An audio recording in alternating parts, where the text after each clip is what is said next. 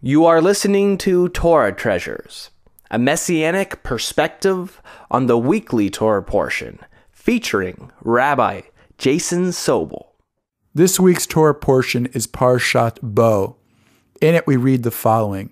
Then the Lord said to Moses, "Stretch out your hand toward the sky, so that darkness will spread over Egypt, darkness that can be felt." So Moses stretched out his hand towards the sky, and total darkness covered all Egypt for 3 days. No one could see anyone else or leave his place for 3 days. Yet all the Israelites had light in the places where they lived. What was the nature of the plague of darkness that God brought upon Egypt? Why is the darkness an appropriate plague to bring upon Egypt? What were the primary purposes of this plague? Is there any messianic significance found in it? The darkness that was experienced in Egypt during the 9th plague was no ordinary darkness. Our sages teach that it was so thick and compact that it not only blinded the Egyptians, but it also immobilized them.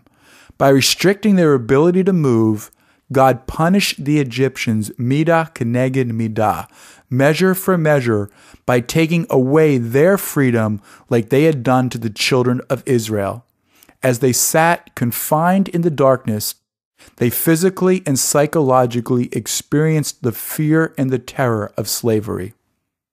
The nature of the darkness, according to Jewish tradition, is not only a fitting punishment, but also crucial for accomplishing 2 primary purposes of this plague. Commenting upon the first purpose, Midrash Tanchuma Parashat Bo states, "All the children of Israel had light in their dwellings." Exodus 10:23. In their dwellings refers to the dwellings of the Egyptians. This meant that when the children of Israel went into the Egyptian homes, light accompanied them and illuminated all the gold and silver vessels, as well as the clothes that the Egyptians had hidden in barrels, boxes, and treasure chests.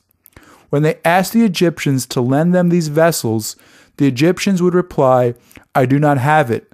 They would then say, "Here it is, in this place and in such a place a gold vessel can be found."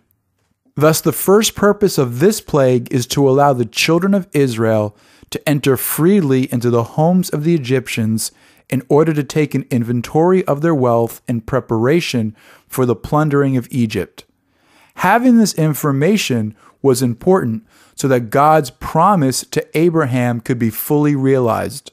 The promise that following the enslavement of his descendants for 400 years, in the end they will come away with great wealth. Genesis 15:13-14. By giving the children of Israel the wealth of Egypt, the Lord demonstrated both his love and justice by punishing the Egyptians for their abusive actions and by compensating the people for their years of servitude. Rashi articulates the second reason for this plague when he writes, "Why did he bring darkness upon them? Because there were among the Israelites of that generation evil people who did not wish to leave, and they died out during the 3 days of darkness, so that the Egyptians would not see their demise, thereby saying, 'They are struck as we are.'" Every Israelite who loved Egypt and its material comforts more than the Lord died there during the 3 days of darkness. The spiritual point being made is that only those who desired to be redeemed from Egypt experienced deliverance. What was true in the days of Moses is true today as well. Only those who believe with complete faith in the Messiah and long for the final redemption will experience it.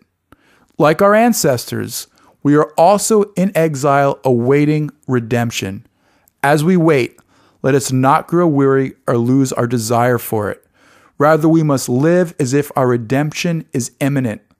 Like our forefathers, who on the eve of the Exodus ate with their loins girded, shoes on, and staff in hand, we must also demonstrate our longing for the messianic redemption and spiritually prepare for it.